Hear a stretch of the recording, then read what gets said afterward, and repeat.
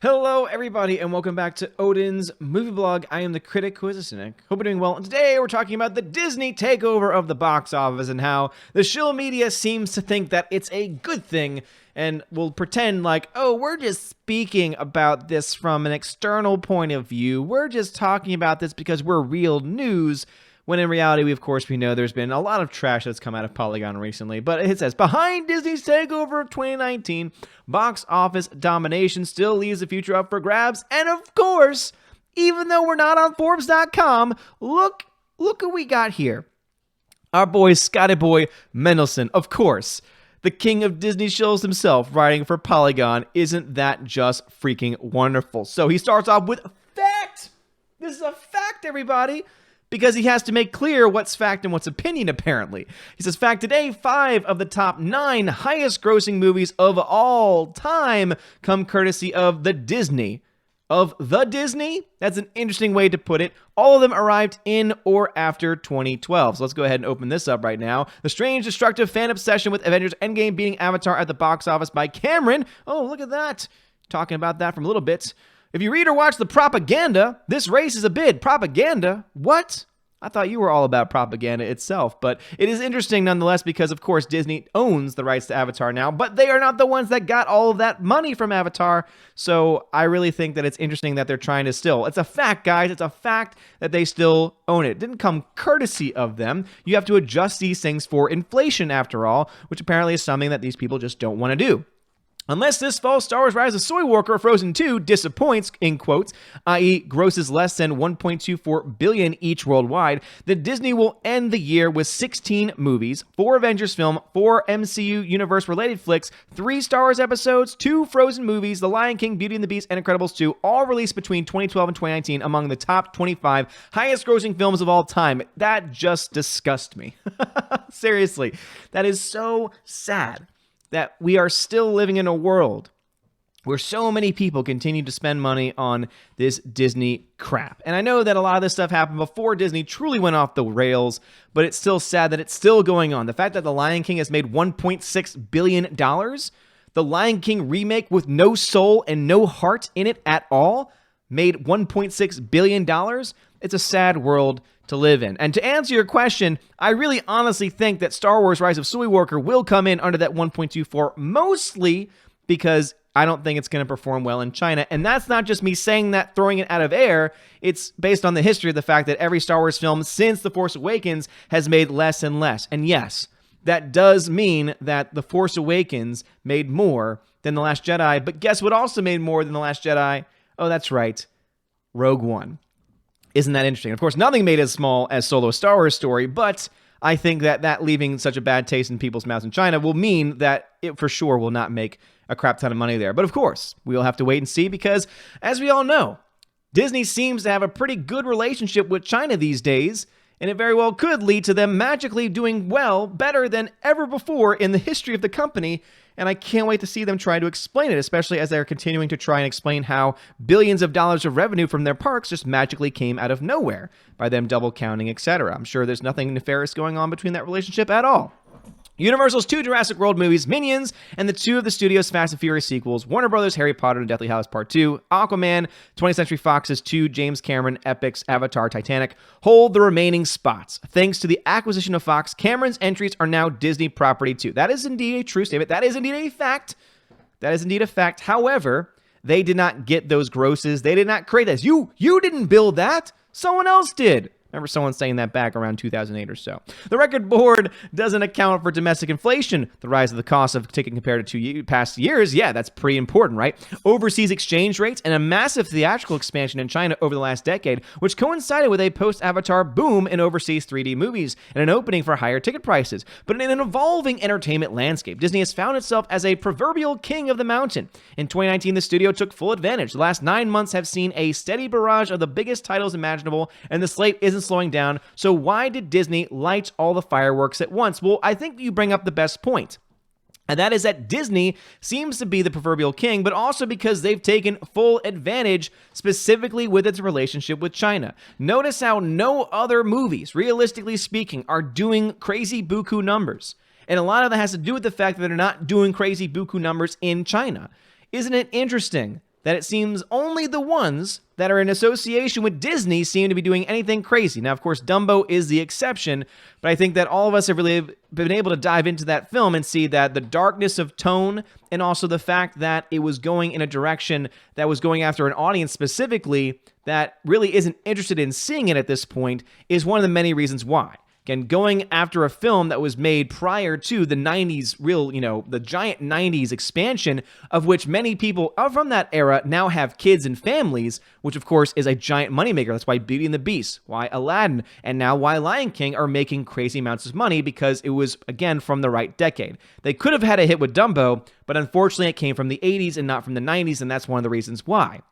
But again, it says, why did Disney light all the fireworks at once? It's not even that.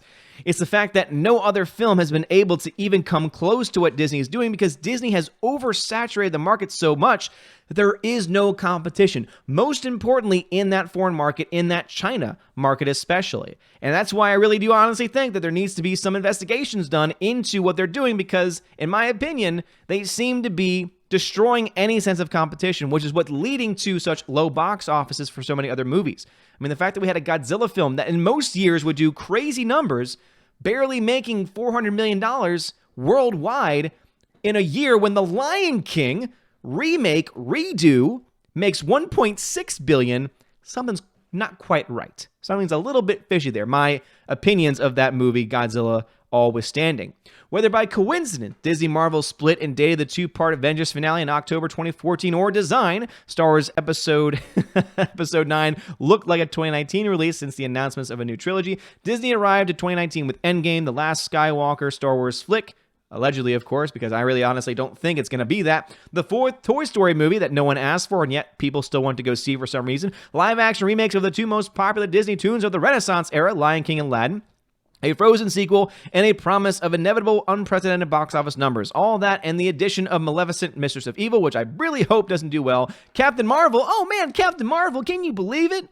Which was right next to, if you were being honest, if you're really going to talk about facts here, you would talk about having Endgame right next to Captain Marvel, helping that number. And Dumbo sent rivals running like hell to get out of the way. Well, not Dumbo, right? So you're kind of misleading people there, right? Because Dumbo did not really do all that well. Even non-Disney success stories lie in the studio's shadow. The blockbuster summer season mostly came to a close on the weekend of August 23rd with a $100 million debut of Hobbs and Shaw in China, a pivotal territory for business. Having now grossed $175 million in that country and $700 million worldwide, the Fast and Furious spinoff is now the year's only international mega blockbuster that isn't a Disney movie or MCU hero vehicle. Talking there, of course, about Spider-Man Far From Home. And yet, Hobbs and Shaw share the spotlight as Disney's The Lion King soared past $1 billion overseas and $1.5 billion worldwide in parallel. The Lion King has passed Furious 7, The Avengers, and may pass $1.6 billion by the end of the time you read this. It has. Now, the photoreal remake is only behind Jurassic World, Avengers Infinity War, Star Wars The Force Awakens, Titanic, Avatar, Avengers Endgame on the global all-time list. And of course, that is before you adjust for inflation, which is, I think, a very important thing to always bring up. But the fact that you have Lion King, the Lion King remake, now in the same conversation as those movies that I just listed off as far as box office sales, if that doesn't point to, oh boy, we're in the danger zone now, I don't know what else will. So what does this all come down to? Well, Disney has taken over 2019, but they haven't just taken over 2019. They've taken over the entire box office. They've destroyed competition. They've made it impossible for any other studio or any other movie to be able to do anything. And if you can try and say, oh no, it just means that they're doing it better than anyone else, I would say, but that's not true. You have crazy marketing going on with other studios. You have them putting millions and millions of dollars into marketing the movie. You have them doing the same exact thing. The one big difference that seems to be the case is that relationship with China. Yes, you had a Fast and Furious film do well over there, but in comparison to a lot of the Disney releases, it really pales in comparison to a lot of them. And it really starts to make you ask that question, especially since China only allows for a certain number of Western films in any given time. It's interesting to me that China, for some reason, has every single Disney film all the time, almost always on opening day, or even getting it early in some cases. And I think that asking a communist regime that seems to have some control over its public and how movies do well versus how films don't do well seems to be a question that we probably should be asking. Now, again, I'm not one for conspiracy theories. You all know I ran away from the conspiracy theory about Captain Marvel buying out seats, for Disney buying out seats of Captain Marvel. I ran away from people saying, oh, now they're buying Blu-ray copies. I'm not saying that it can't happen. I'm just saying that there really has not been any evidence of it to this point. And all the evidence that came out for them buying seats could all be explained. Could all be explained without having to go down that territory. But when it comes to this, if there's one conspiracy theory that I will dive into, that I will totally understand and say, yeah, you know what? There seems to be something else going on here. It has to do with why Disney, this year especially, and when you compare it to the fact that no other film even comes close, the next film that had a official wide American release that even comes close to any other film Disney did came in at number 6 for the highest grossing film in the United States. And it happened to be a film called not How I Met Your Dragon. I almost did it again, everybody. How to Train Your Dragon 3, the third film in a franchise that made $500 million. That made half of the lowest grossing Disney film. That isn't, of course, Dumbo. I'm sorry, but if there is not anything that we can look to and say something's quite fishy here, I honestly at this point don't know what else we could really point to. And again, because you talk about facts, Scott Mendelson, before adding, of course, your own spin and your own your own obvious happiness over all of this, the question then is asked, can any studio really compete with Disney when they have this much ownership of everything? And could it be, since now we've got Google being investigated, now that we have Google and Facebook being looked into for antitrust violations, maybe one could easily argue it's time for Disney. Let me know your thoughts about this and all the box office stuff we talked about in the comments below. Also, do you think any non-Disney film this year has a chance of being able to crack into the top 6? I honestly don't think there is anything really left at this point. Some people say the Joker could be that film, but if you look at who's loving the Joker, it seems to be that Oscar bait crowd. And Oscar bait films tend to not really do nearly as well as those that are more meant for general audiences. And I'm not saying that it can't do well, but I have a feeling that's probably going to do similar to what Logan did, where it did very well. Made around $600+ million at the box office. But even then, that might be doing well, and that might be especially good for a budget of $55 million in the case of the Joker. But that's such a far cry still from the multiple millions extra put into other films by Disney, and the fact that all of them at this point have made over and grossed over $1 billion, which is insane. Let me know your thoughts about that. And also let me know what you think is going to possibly have a challenge towards this movie. I honestly don't know at this point. I don't think anything at this point is going to come close to what Disney has done. But let me know your thoughts in the comments below. Like this video, smash that like button. Give me a thumbs up, give me a subscribe. I know this was a little bit different than usual. I tend to focus mostly on movie news and acting and things like that. But you know that my first love has always been box office numbers, which is why I do the box office numbers over on the Geeks and Gamers channel every single Sunday. But also, before I go, I just want to say, boom, I just got in my order today, and hopefully anyone that won the giveaway we had on the channel not too long ago got theirs today too, of the 4K Steelbook edition of John Wick Chapter 3. This thing is beautiful. The artwork on it's fantastic, and it comes with a digital code. And for those that don't know, I already got a digital code for this movie, so look ahead for future streams where I might be doing a giveaway. Maybe tonight, maybe tomorrow, could be in the future. Could be Patreon and Subscribe Star exclusive. I don't know yet. I haven't decided. But follow me on all those places. Check out all the links to all those things I talked about in the comments below, and I appreciate it. But yeah, freaking awesome looking Steelbook, one of the greatest films of this past year. Cannot wait to actually check it out and see what's inside, and of course to see the special features on it as well. Anyway, thanks for watching this video. Have a wonderful day, everybody, and as always, God bless.